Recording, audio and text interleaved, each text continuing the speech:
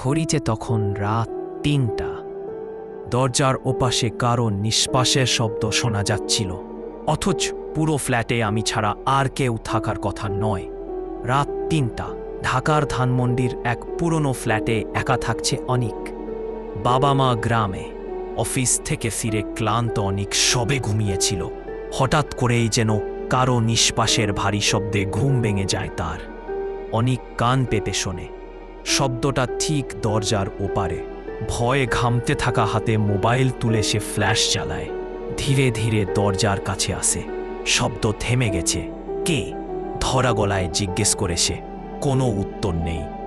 এক ঝটকায় দরজা খুলে দেখে কেউ নেই, কিন্তু দরজার নিচে একটা কাগজ গুজে রাখা।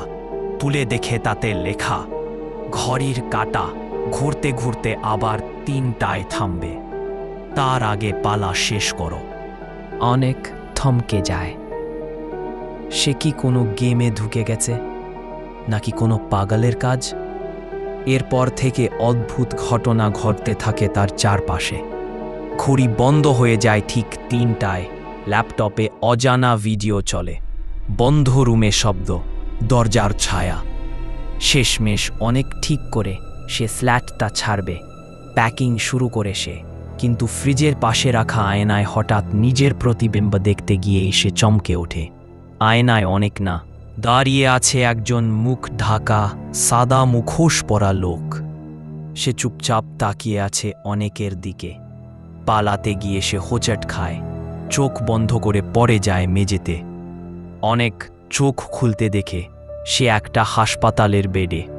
পাশে পুলিশ আর একজন নার্স দাঁড়িয়ে। পুলিশ বলে, ৩ দিন আগে আপনি খুন করেছিলেন আপনার রুমমেট রাজীবকে। এরপর থেকে আপনি কেবল বলছেন কেউ আপনাকে খুন করতে আসছে। অনেক চুপ, তার মুখে চাপা হাসি। ঘড়ির কাঁটা তখন ঠিক ৩টায় থামে। শেষে প্রশ্ন, তুমি যদি অনেকের জায়গায় থাকতে কি করতে?